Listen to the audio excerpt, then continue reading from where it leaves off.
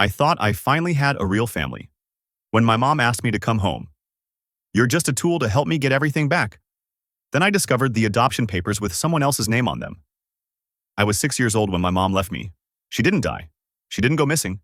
She chose to walk away from me, from my life, from being a mother altogether. One morning, she packed a suitcase, kissed my forehead while I was still half asleep, and by the time I came downstairs for breakfast, she was gone. No note, no goodbye, just silence. It was my grandparents, my dad's parents, who stepped in. They didn't have much, but they gave me what they could: a warm bed, food on the table, and most importantly, a feeling that I mattered. They never badmouthed her. All they'd ever say was, she wasn't ready to be a mom. But what does that even mean when you're a little girl watching other kids get picked up by their moms at school?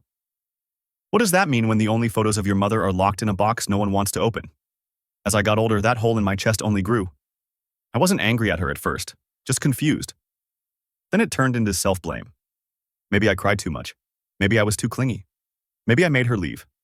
By the time I turned 18, that confusion hardened into something else. A desperate hope that maybe she'd changed.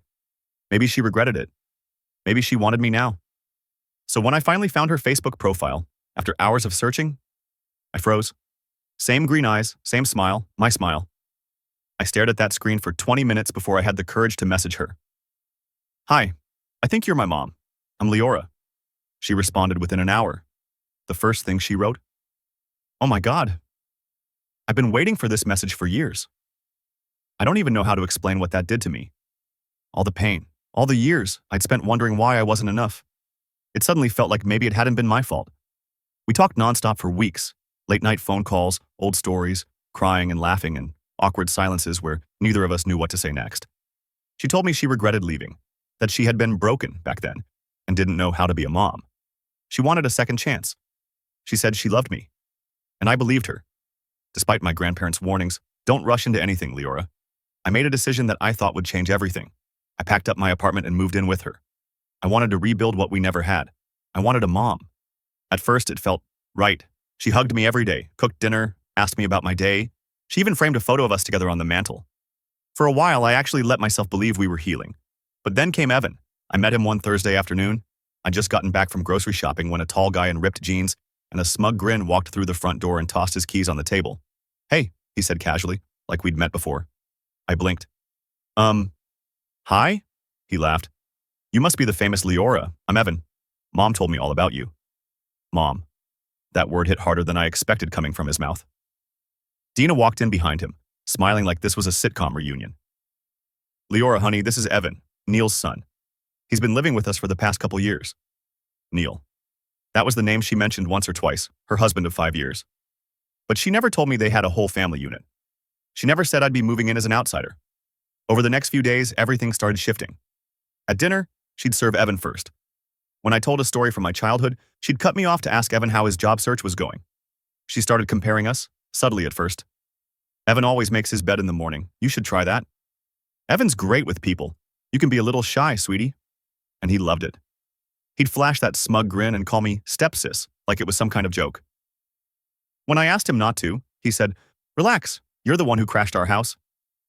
I brought it up to Dina one night. I told her I felt like I didn't belong. She sighed dramatically, poured herself a glass of wine, and said, "Leora, you need to learn how to blend. Evan's been here longer. He's adjusted. Try harder. Try harder." I'd spent my entire life trying to be enough for a woman who walked away from me. And now I was being told that I still wasn't doing enough. I started to retreat, spent more time in my room, ate alone.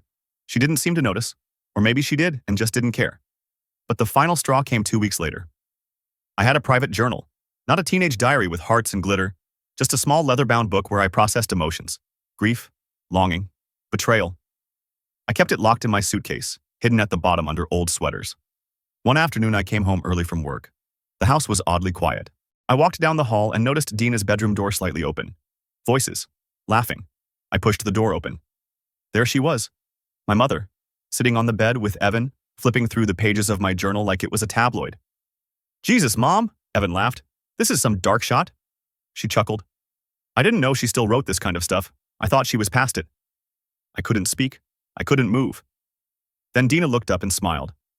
"Leora, we were just talking about you." My vision blurred. My throat tightened. The only words I could manage were, "Why are you reading my journal?" She didn't even flinch. Don't be so dramatic. You live in my house now. You don't get to keep secrets here. And that's when I realized this woman didn't want to be my mother again. She wanted to be my keeper, and I was never meant to belong. But that wasn't even the worst part, because 2 days later, I would overhear a conversation between Dina and Neil and find out exactly why she brought me back into her life. And it had nothing to do with love. The night after I caught them reading my journal, I couldn't sleep. I just lay there, eyes wide open, staring at the ceiling, trying to process what I had seen. The woman who gave birth to me was laughing, while flipping through the most private thoughts I had ever written. I wanted to scream. I wanted to cry. But mostly I just wanted to know, why? Why would someone ask for a second chance, pretend to want a relationship, and then treat me like this? Like a stranger. Worse. Like an inconvenience. The next morning, I barely touched my breakfast. Dina didn't even look up from her phone. No apology, no explanation. Just silence. And Evan? He had the nerve to wink at me over his cereal, like we shared some inside joke. I stayed quiet. I watched. Because something deep down in my gut told me there was more. And I was right. Later that afternoon, I went to grab my laundry from the dryer in the garage. On my way back, I passed by Dina's office. The door was cracked open just slightly, enough for me to hear her voice. She was on the phone with Neil. I paused. And that's when I heard it. No, she's still here. Yeah, a bit of a mess emotionally, but she's handling the chores, so whatever. No, I haven't told her yet. Are you crazy? She'd freak. I just need her to keep it together until the end of the month. My chest tightened. I leaned in closer, heart pounding in my ears. The lawyer said we need proof she's been living here, helping out, contributing. That way, when we file the petition, it won't raise red flags. She's not my daughter, she's a means to an end. Once we get through the paperwork, she can go back to wherever the hell she came from. I remember every word, burned into my brain like a scar I can't ever erase. My legs gave out. I slid down the hallway wall and just sat there, trying to breathe, trying to make sense of what I just heard. I wasn't brought back because she missed me. I wasn't here because she wanted to heal. I was here because Dina and her husband were trying to adopt Evan as a dependent, a move that would help them get better insurance coverage, tax benefits, and some kind of legal transfer of property. But since Evan was already 22 and technically an adult, they needed to show he wasn't independent. The lawyer suggested they balance it out by showing that a long-lost child had also returned home. Me. I was part of their story, their strategy, a background character in their carefully staged legal drama. Suddenly, everything made sense. Why she contacted me after so many years, why she was so insistent that I move in, why she framed that photo of us so quickly. Because to them, I wasn't a daughter. I was a prop. I don't even remember how long I sat there, numb. Eventually, I went back to my room, locked the door, and cried until my throat burned. Later that evening, I pretended like nothing happened. I smiled at dinner. I asked Evan about his day. I even thanked Dina for the chicken. But in my head, I was planning my exit. The next morning, I woke up early and took photos of everything. My name on the mail, my laundry in the garage, the kitchen chore chart with my name scribbled across half the week, just in case I needed evidence later. Because if they were going to lie about me to the courts, I wanted to be prepared. Then I started packing, quietly, slowly, one bag at a time. But I wasn't going to leave without one last conversation. I needed to look her in the eye and ask, one final time, why me? So that night, I waited until Evan had gone out with friends and Neil was still at work. Dina was in the kitchen scrolling through her phone again. I walked in and sat down across from her. She glanced up. What's up, honey? I didn't even bother easing into it. I heard your call yesterday, I said. I know why I'm here. She froze. Her expression shifted, just for a second, from fake concern to something colder. Calculating. Then she laughed. You misunderstood. That wasn't... Stop. I cut her off. I heard everything, every word. Just admit it. Dina sighed, set her phone down, and folded her hands. Fine, she said, as if she were tired of pretending. Yes, we needed to strengthen our case, but that doesn't mean I don't care about you. My jaw clenched. You haven't asked how I'm doing in weeks. You invaded my privacy. You mocked me with Evan. And now I find out I'm just here to make your life easier? She rolled her eyes. God, Leora, you're so dramatic. You wanted a mother, didn't you? Well, here I am, feeding you, and giving you a roof, making space in my life. But you want more, like you always have. No one's ever enough for you, are they? I felt like I'd been slapped, because in her twisted logic, I was the selfish one. I was the problem. I stood up, shaking. You don't get to rewrite this. I wanted you to love me. You wanted me to validate you. You only reached out so you could tell yourself you weren't a bad mom, but you are. You were then, and you still are now. I walked away, heart pounding, throat dry. And I didn't stop until I reached the front door. She didn't follow me, didn't beg me to stay, didn't say a word. But just as I stepped outside, I heard her mutter under her breath. Soft but clear. She always ruins everything, just like her father. I froze. My father? The one she never talked about? The one who supposedly left us? I turned slowly. What did you just say? She looked up, annoyed. And with the coldest voice I've ever heard, she said, You think I left you? No, sweetheart. Your dad took you from me. You were never supposed to end up with them. My stomach dropped, because for 18 years I believed she'd abandoned me. But now, I wasn't sure that was the truth at all. For 18 years I believed my mom left because she didn't want me. It hurt, but at least it was simple. I could wrap my head around the idea of abandonment. But what I heard that night, standing at her front door with my suitcase in hand, shattered even that fragile narrative. You think I left you? No, sweetheart. Your dad took you from me. You were never supposed to end up with them. I stood frozen. The air felt too thick to breathe. She wasn't yelling. She wasn't crying. She said it like she was bored of holding on to the truth. And just like that, everything I thought I knew about my childhood cracked down the middle. I don't understand, I whispered. Dina just shrugged. You were supposed to stay with me, but your father's parents used his death as an excuse to steal you from me. They said I was unstable, said I wasn't fit to raise a child. They convinced the court to grant them guardianship. And I didn't have the money or energy to fight them. She turned back toward the kitchen, poured herself a glass of wine like we weren't having a conversation that was actively detonating my reality. My knees buckled. I sat down on the cold tile floor of the entryway, dizzy. I had questions, so many questions. My grandparents never told me any of this. They'd always said Mom wasn't ready, that she left. But now she was saying they took me? I didn't even notice her walk past me until she tossed a yellowing envelope into my lap. Since you're so desperate for the truth, she muttered. Inside were court documents, custody petitions, hearing dates, her name on the plaintiff line, my grandparents' names as defendants. It was all real. My heart felt like it was cracking open, because if this was true, then they lied to me. All these years. The people who raised me, the only family I thought I could trust. I left the house that night. I didn't say goodbye. I booked a cheap hotel with what little money I had left and stared at the ceiling until the sun came up. The next day, I called my grandmother. Her voice lit up instantly, like she was thrilled to hear from me, but I didn't waste time. Why didn't you ever tell me about the custody battle? There was a pause. A long one. Then she sighed. I was hoping you wouldn't find out, she said softly. I didn't think it would help you. I sat there, phone pressed to my ear, waiting for her to explain. And she did. Kind of. She told me that after my dad died in a car accident, Dina had a breakdown, left me home alone twice, lost her job. The court flagged her for unstable behavior, and my grandparents filed for emergency custody. By the time she tried to get you back, Grandma said, you were already thriving here. We thought it was best. But you let me grow up thinking she abandoned me, I whispered. I hated her. We didn't want you to grow up feeling caught in the middle. I hung up. I didn't say goodbye. Because they lied. She lied. Everyone lied. For the next few weeks, I drifted. Couch hopped with friends, avoided messages from Dina and my grandparents. I didn't know who I was anymore. The girl who'd spent her whole life feeling abandoned suddenly had to question whether she was actually the kidnapped one. But what haunted me more than anything wasn't the betrayal. It was this one lingering question I couldn't shake. If Dina wanted me back so badly, why did she use me? Why manipulate me into becoming part of some legal trick with Evan if I meant so much to her? I needed closure. I needed answers. So I asked to meet one last time. Neutral ground. A diner. Public. Calm. She showed up 20 minutes late, in sunglasses and heels, like she was stepping into a photo shoot. I didn't even say hello. Why did you bring me back just to use me for that petition? I asked. Dina didn't hesitate. Because I didn't know if I'd ever get another chance to have you close. I figured if I could make it easier for you to stay, I had to try. I stared at her in disbelief. You call that trying? Using me? Lying to me? Violating my privacy? That's your version of trying? She scoffed. Everything I've done was to make you part of this family again. If you weren't so dramatic, we could have had a fresh start. I looked at her for a long time. Really looked.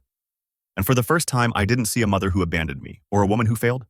I saw someone broken, desperately trying to rewrite her own story, even if it meant stepping on everyone else's pages. So I stood up, dropped a 20 on the table, and said, I hope Evan gives you the validation you need, because I'm done trying. But just as I turned to leave, She blurted something that made my blood run cold. You don't get to judge me, Leora. You were never supposed to be born anyway. I froze, slowly turned back. What?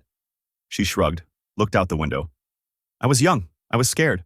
I wanted to terminate, but your father didn't let me. Said he'd raise you himself if he had to. She sipped her coffee. As far as I'm concerned, he got what he wanted. So did you. I don't even remember walking out. Just the sound of the diner bell as the door swung closed behind me. That night, I cried harder than I have in years, not because of what she said, but because a part of me still wanted her to love me. Still hoped, after everything, that I mattered. I know some people reading this might say I should cut ties and never look back. And you're probably right. But if you've ever had a parent wound you in a way that words can't fix, if you've ever wanted something so small, just a genuine hug, a soft, I'm proud of you, and never got it, then you know how hard it is to stop reaching out for that love. Even when it burns. If you've been through something like this, I just want you to know, you're not alone. After that diner conversation, something in me snapped, not in a reckless burn-it-all-down kind of way, more like a slow ignition. For the first time in my life, I wasn't crying over what she said. I was done begging to be loved, done explaining myself, done shrinking. She told me I was never supposed to be born. Fine. Then maybe I wasn't here to be her daughter. Maybe I was here to be her reckoning. I went home to my friend Julia's apartment, where I'd been crashing the past week. She took one look at me and asked, "What happened now?" I just said, "It's time to stop surviving and start speaking." That night, I didn't sleep. I opened my laptop and started writing. Everything. The lies, the manipulation, the custody battle, the journal invasion, the petition scam. Every dark, twisted piece of the truth she tried to bury. I unearthed it, and I didn't post it anonymously. I put my name on it. I was done hiding in shame for a story that wasn't mine to be ashamed of. I shared the post in a support group forum for estranged daughters. It blew up overnight. Messages flooded in. People thanking me for saying things they never could. Some told me they finally understood why they'd always felt broken. Others said they reached out to their moms just to say goodbye. And among the messages, one stood out. "Hi, Leora. I'm a freelance journalist.